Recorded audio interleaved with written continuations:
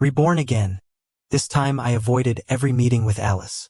When she said she wouldn't be home for the holidays, I packed up and went back to the village alone. She helped Justin rent a place next door, so I moved out. She decided to work at the school, so I applied to a technical university in City A. In my previous life, even our children advised me to divorce her. Also, they could be buried together after a lifetime of struggles. Looking at the acceptance letter in my hand, I almost cried. Nobody knows I was reborn. At the last moment, I changed my school choice to the university in City A. Even my teacher was confused. Isn't your fiancé staying at the school? Can she wait if you go so far away for college? Thinking about Alice, I could see her young, graceful, and elegant self in my mind. Honestly, everyone thought I was reaching beyond my grasp with Alice. She was ambitious, beautiful, and now an officer at a military school. I was only someone she tolerated because of a childhood betrothal. I smiled, teacher, nowadays it's all about free love. Our betrothal is outdated, like something from the feudal era, no thanks. Maybe surprised by my realization, the teacher patted my shoulder, full of admiration. Leaving school, I followed the crowd back home. I didn't even go to college in my past life. Because in a few days, Alice and I were to marry, and soon after came kids, so my education stopped. And soon after staying at the school, Alice joined the military. We were worlds apart after that. She rose up the ranks quickly, and wherever she went, the troops, Justin, and our daughter followed. Me? I was stuck in my little corner, caring for elders and raising kids. Watched my own child grow up, drifting apart, moving closer to Alice. Later, when he married Justin's daughter, I found out only after the wedding. An old friend showed me a photo, my son serving tea with his wife, while Alice and Justin shared knowing smiles. Later on, my son would often urge me to divorce. He said, "Dad, Mom suffered all her life. If it weren't for you, she'd already be with my mother-in-law. You two don't match, why not let go?" Even my daughter-in-law refused to meet me. But what could I do? I wasn't willing to let it go. I wasn't willing to just stand by when I was caring for my paralyzed parents-in-law, while she was out flirting. I wasn't willing to let my sick child be alone when I walked miles without shoes for a doctor, while she was playing piano with another man, teaching someone else's kids. And I wasn't willing that, after sacrificing everything for family, they said we didn't match. Everyone asked why I didn't let go. But no, I refused. The hard work of my youth had left me worn, aged before my time. Even in death, I wanted them to suffer with me. After I died, who cared if they ended up together? I couldn't handle it anymore. I finally died after my son once again urged me to divorce. He spoke for ages, left in anger when I stayed silent. He didn't know that door wasn't shut before my heart attacked. I called him and he slammed the door without looking back. At that moment I regretted it. Why did I raise him? Why did I waste my life for his sake? But at least I was reborn, back before marrying Alice. Everything can still change. Back home, I hid the acceptance letter and started cooking. The house, a unit from Alice's workplace, had 2 rooms and a living room. While cooking, I circled the date I'd leave for college on the living room calendar with a red pen. I gazed dreamily at it. Soon, very soon, I would be free. As I finished cooking, Alice came back. Sure enough, Justin and his kid followed her. "Brother, sorry to bother you again." Justin was fair-skinned, with striking eyebrows and eyes, and his tan coat added a certain flair. The girl was used to visiting. Seeing I'd cooked, she cheered and quickly served the food. Except none for me. When I came out of the kitchen, they were saying grace and looked like a happy family. But the food was just tasting, they spat it out. "Dad, it's too salty." I leaned on the kitchen doorframe, watching Alice serve soup to them, not suspecting it too was too salty. Justin left crying. "I guess he isn't welcoming, I won't come again." Alice sent them off, returning with a frown. I ignored it, cooking fresh dishes. "Did you do it on purpose?" Alice seemed puzzled, then explained, "His wife asked me to look after them before she passed. Your cooking's great. The kid likes it." Seeing my silence, Alice sighed. "If you're unhappy, I won't invite them over again." The next day, after she left, I packed my bag, planning a village trip. Though our betrothal was set, our families exchanged tokens and birth signs. To truly end it, There must be community witnesses, avoiding later disputes. Packing up, I saw the past year's work, the bedding I secretly wove. Thinking it through, I bagged it up, taking the sets and new shoes to the corner pawn shop. Years worth of weaving sold for $30. Although I don't have much money, food and drinks at college are a big expense. Luckily, I can save up just enough. When I got home, I put a big X on today's date on the calendar. 20 more days. In 20 days, I can leave this place and start my new life. Alice came back late. The food I made wasn't touched. She casually explained, I ate at school. But from the smell of her white tea perfume, I knew she had eaten with Justin and his daughter, just so she wouldn't eat at home and make me uncomfortable. I quietly took care of the dishes and returned to my room. It was filled with high school books and test papers. There wasn't enough room, so many were in the living room. I tied up the books from my room and planned to clean up the living room when Alice was out tomorrow. Since I'm leaving, it isn't right for me to leave anything behind. While cleaning, I heard a knock on the door. I knew it was Alice. She's always polite and wouldn't step into my room without permission. What's up? I didn't want her to see me packing, so I asked. There was a pause. Then she said, I'm writing the marriage proposal. Can we set the date for the 9th of next month? That was the day we got married in my past life. I glanced at my packed bags and said casually, marriage is a big deal. I'll go back and check tomorrow. There was a long silence before I heard her footsteps leaving. I leaned against the bed, relieved. With her current status, she doesn't really need my family's permission to submit a marriage proposal. Since my parents passed when I was young, her family took me in because of our childhood betrothal. To everyone, I'm already Alice's husband, and this is just a formality. She's good-looking, has a great job, and treats me well. It's obvious to others and myself that my heart belongs to her. I owe her family a lot, but in my past life I spent a lifetime repaying that debt. I owe them nothing now. This life I want to follow my own path. Path without Alice. The next morning, I was surprised to see Alice had already made breakfast. My favorites, fried eggs and 8 treasure porridge.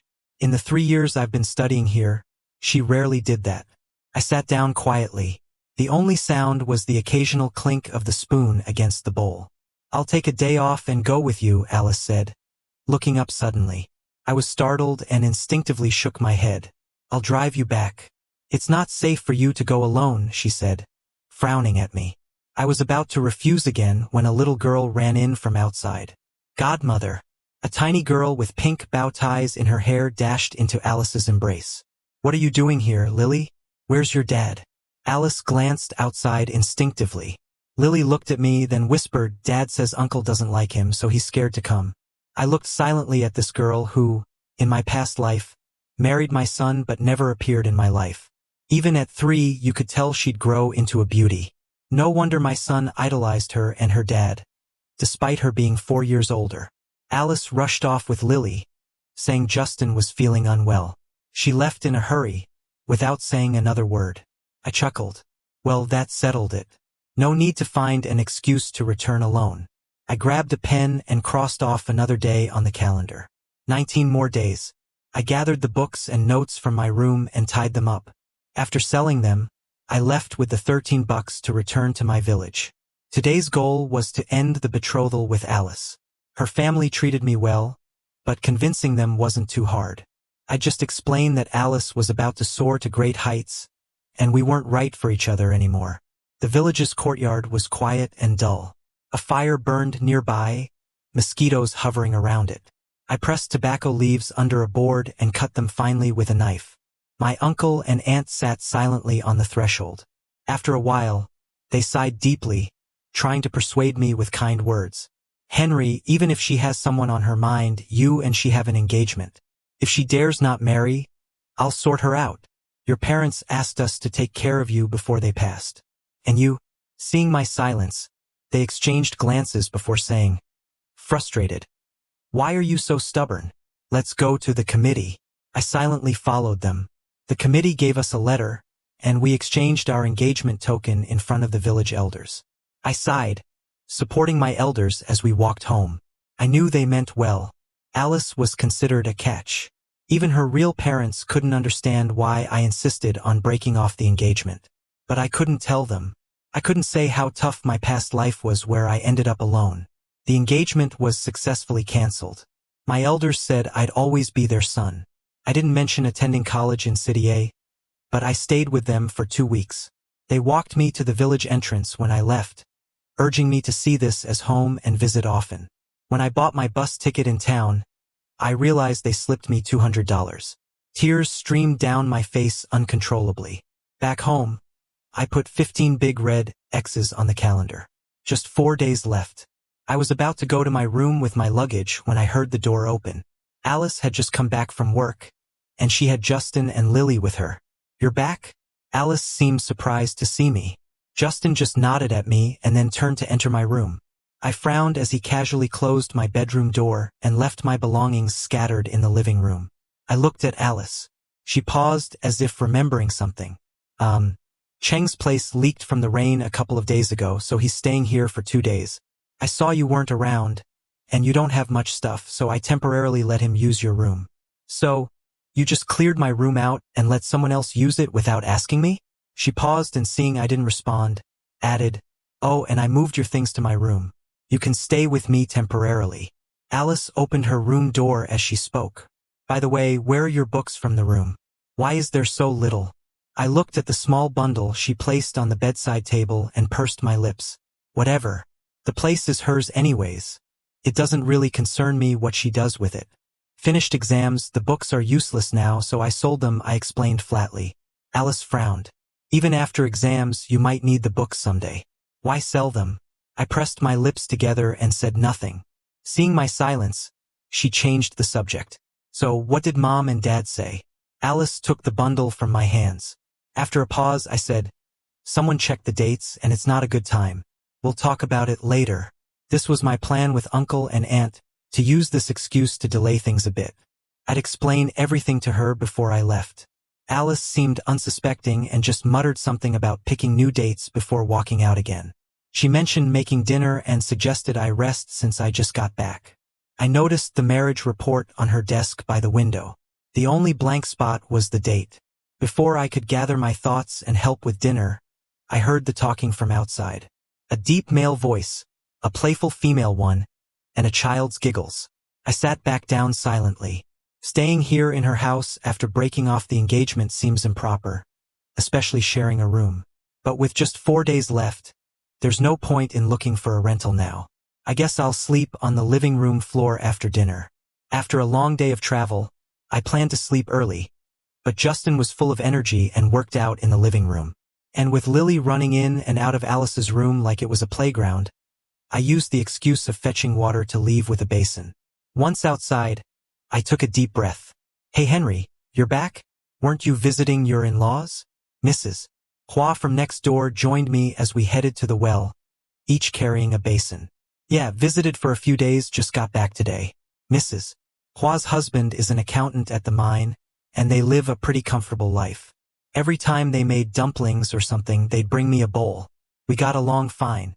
She hesitated, glancing behind me before pulling me aside near the well to poke my forehead, saying, "How could you be so naive? Alice is not someone you bring noisy people home to. She's a catch. Bringing the likes of Justin home? Are you out of your mind?" After her lengthy rant, I learned Alice told everyone it was my idea to bring Justin and his child here, claiming I felt sorry for them after they'd been hit by a disaster.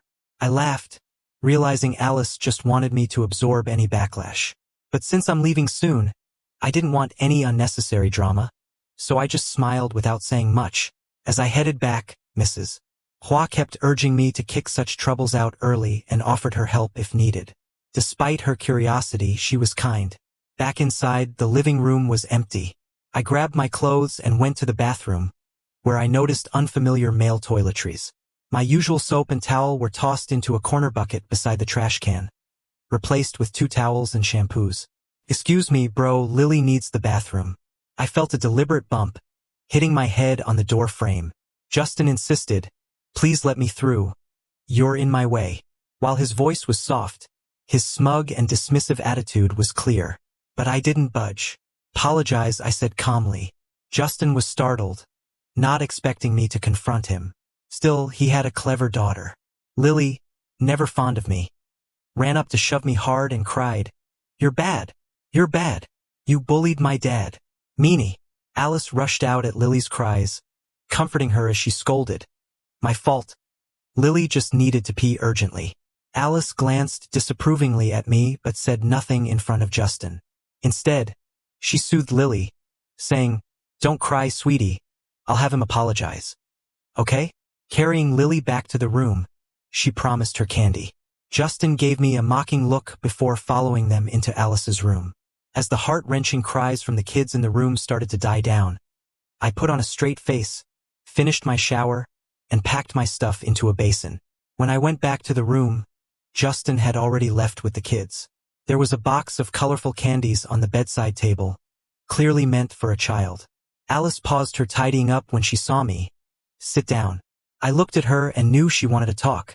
She'd probably tell me to be more caring towards kids and not hold things against them, maybe even suggest I apologize. I obediently sat down, took a piece of paper, dabbed at the wound on my forehead, and handed it to her. The red stain on the paper was obvious. Whatever Alice was going to say got stuck in her throat. Her face turned various shades of red and white, quite embarrassing. That night, I slept on the couch. I grabbed a blanket and opened the door. "Wait," Alice stopped me. "You can sleep inside, why go out?" She figured I was upset about earlier, sighed, and led me back. "Lily is just a child. Justin didn't mean to upset you. You're an adult. Don't be petty with a kid. You know guests are welcome here. I know you don't like Justin, but life's not easy for him, so don't be small-minded. Okay?" I sneered. "So you brought them back here and said it was my idea?" Alice stopped breathing for a moment, opened her mouth, but nothing came out. I laughed. "See? No matter how righteous you sound, you can't deceive yourself from the turmoil and petty thoughts inside. For the sake of the elders, I didn't want to ruin her career. But that's about it." That night, Alice slept on a mat in the living room. The next morning, I got up early, packed all my stuff, planning to find a hotel and come back for my luggage. As soon as I opened the door, I saw Alice had already made breakfast. As soon as Lily spotted me, she huffed and moved the breakfast closer to her and Justin. Alice came out with some eggs, smiled awkwardly when she saw me. "Awake? Come over, I made some eggs." Then she noticed Lily with the food and sheepishly said, "Lily, honey, share some with your uncle. Okay?" I ignored them and headed out. The only nearby hotel was just a block away. I booked the cheapest room for $21 for 3 nights. After paying, I bought some dumplings and Chinese donuts at a nearby breakfast spot. But when I got back, my packed belongings were scattered. Lily had ripped up my acceptance letter and was folding it into paper planes on the table. My head buzzed. "What are you doing?" I snatched the letter back, making Lily fall off the table in surprise. Her loud cries brought Justin rushing in from another room. "What are you doing? Who lets you bully Lily?" Justin gave me a shove, tenderly picking Lily up. I shook with anger, carefully unfolding the letter. "Me? Bully? Did you even see what you did? Who lets you touch my stuff? Get out of here." Justin stood up with Lily, glared coldly at me. "You're not married to Alice yet. You can't call the shots here." He headed to the door but paused to turn back. "Even if you were married, you wouldn't beat me." The door slammed shut. Justin always showed his hostility when Alice wasn't around. I used to be insecure and cowardly. He's good-looking, has a great job, basically a big deal in the ensemble. I always felt I couldn't measure up. But getting a second chance, I'm finally at peace. Why should I compare myself to him? To Alice, Justin will always be important. But apart from Alice, don't I have a life? I can go to college, contribute to building my country. I can step out, broaden my view, gain experience. The swampy situation here would just hold me back. After packing up everything once more, I put another big X on the calendar. I shouldered my bag and went to the hotel I booked. When I first came back to life, I thought about making a scene at Justin's workplace. He ruined my past life. There's a fire inside me that just won't cool down. But what good would that do? As long as Alice is around, even if Justin lost his job, she could still support him. It wouldn't really hurt him. As long as I care about the elders' kindness raising me, as long as I don't want to completely wreck Alice, Justin's safe. Anyway, it's just because Alice's got a wandering heart. Justin had lots of army buddies, yet no one else took special care of them, acting as Lily's godfather. So yeah, exactly. At the hotel, I started drafting a letter for Alice. If we set aside the mess after getting hitched, set aside her on and off with Justin, she did support me through high school. Fed me, occasionally helped with my homework.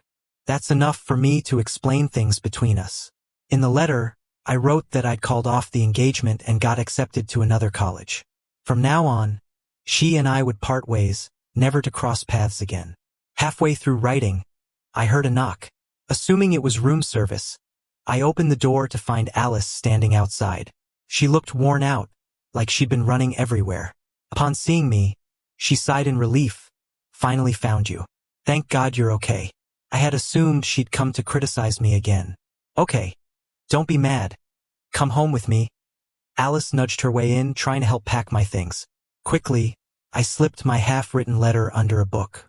Her eyes, however, landed on a silver bracelet in the bundle. Her expression shifted as she picked it up. How did you get this bracelet? I froze, regretting not having kept it hidden. 5 p.m. Lily was messing with my stuff, and a bell fell out. I fixed it. This bracelet is something from when we were engaged as kids. I brought it back last time. Alice got this weird look on her face. She was like, "How come you have that bracelet? Isn't it supposed to be with my mom?" I was trying to figure out what to say when she just laughed and said, "I get it. My mom must have asked you to bring it to me, right?" Then she put the bracelet back in the bundle. "Just leave it with you for now. We're getting married soon anyway, so what's mine is yours. You can keep it all together." I let out a sigh of relief, but my hand still rested on the bundle. Alice frowned. "What's wrong? Still mad?" Lily was wrong, but she's just a kid. Don't make a fuss. Do you even know how worried Justin was when you ran off? He came out looking for you at night and even scraped his knee. He's lying at home now. I don't get it. Lily's always so well behaved, but you and her clash every time you're back. Alice was about to keep talking but stopped when she saw my calm face. I suddenly smiled. This afternoon your daughter was going through my stuff, and I told her to get lost. But your Justin said I had no right to tell her that. He even said that even if I married you, I wouldn't win against him. I watched Alice's face slowly change. What do you mean my daughter? That's just my goddaughter. I ignored her and continued. You keep using caring as your excuse to get close to him. But if your comrades knew this is how you're caring for her husband, would they be cool with it in the grave? I laughed sarcastically, exposing Alice's little lies. Her face changed, and she seemed shaky. After a while, she managed to say, "If you're not going back, then just stay here and reflect. I'll come back for you in a few days." Alice left in a rush. "I never meant to hurt you. I'll file the marriage report when I get back." As her footsteps trailed off, I quietly shut the door. Ridiculous. It's like she thought filing a marriage report and marrying me was some huge favor, and I should be super grateful. The next day, I went to my teacher's place to get my train ticket. The teacher was worried I wouldn't get a seat, so he got one early for me and also asked some friends in City A to look after me a bit. I had lunch with my teacher and then picked up some local specialties in the afternoon to give to my college roommates. The last night, I got into bed early. I thought I'd be restless, filled with mixed feelings. But to my surprise, I fell asleep pretty quickly. The next morning, after dropping off a letter at the hotel's front desk, I checked out and headed to the train station with my luggage. The 2-day train ride was bumpy, and I just dozed on and off. Finally, I arrived at the school, feeling relieved. Got my enrollment done, and now it was time to hit the books hard. In my past life, I didn't get this chance of going to college, so I treasured it a lot more now. When I wasn't eating or sleeping, I was either in class or at the library. By the time I got Alice's first letter, school had been in session for 3 months. I wasn't surprised she found me. A month ago, my teacher had already mentioned Alice visited her and knew I was in City A. So, when Alice's letter arrived, it wasn't a shock. She said she didn't agree with breaking off the engagement and that, in her heart, I was still her husband. She also said there was nothing between her and Justin, and she knew I didn't like him. She'd sent him away and wouldn't see him again. Said she'd wait for me to come back. With the letter was $100.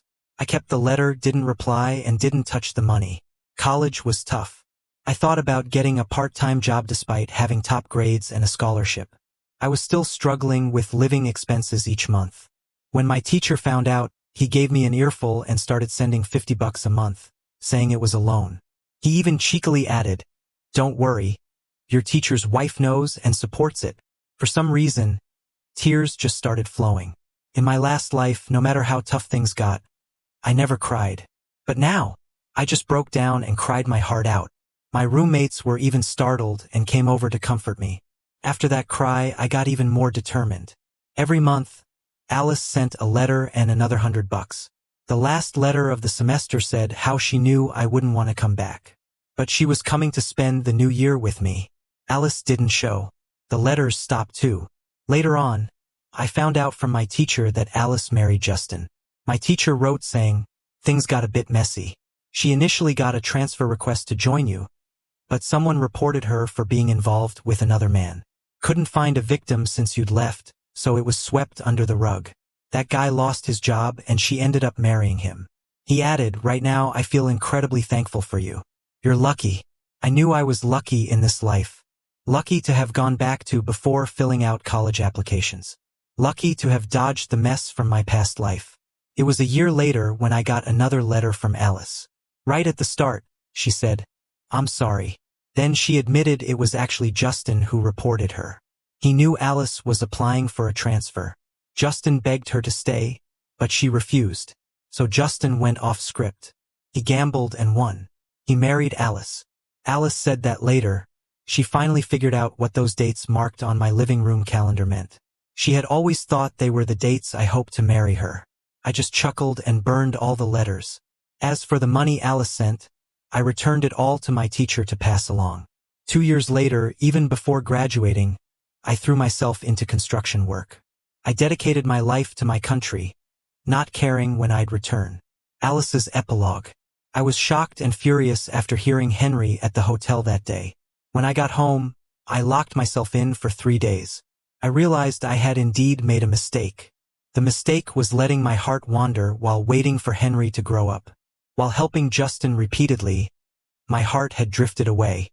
Justin was understanding, and Lily's cheerful nature was infectious. I overlooked the fact that I had a fiancé. I did things that I was ashamed of. After 3 days, I knew I couldn't live without Henry.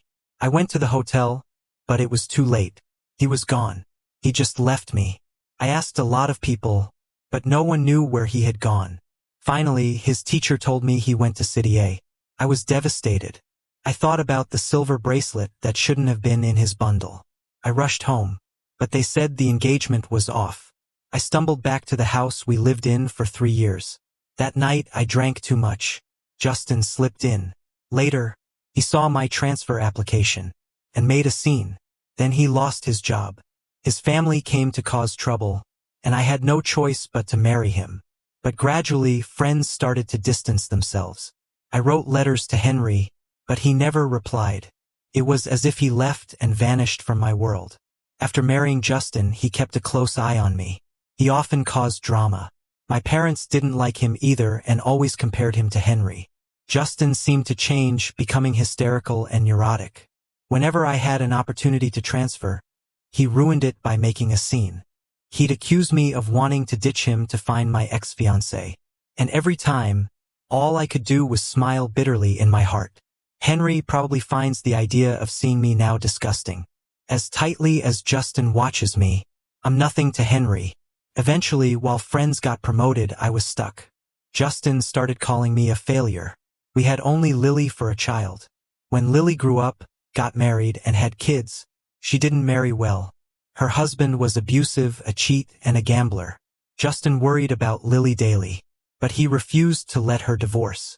After every fight, they'd take it out on me, saying how useless I was, asking why Justin married me.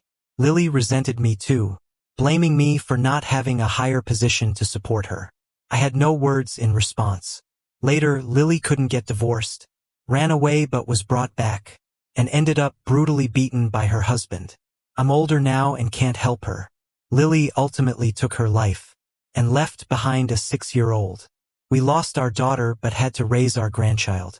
Looking at Lily's child, I can't help but remember that one time. I seem to recall a young face next to me, looking at me with nothing but love. I often wonder, if only I hadn't gotten involved with Justin. If I'd ended up marrying Henry, would things be different? But when did I manage to lose him? I can't even remember. Looking back on my life, it was all so pointless.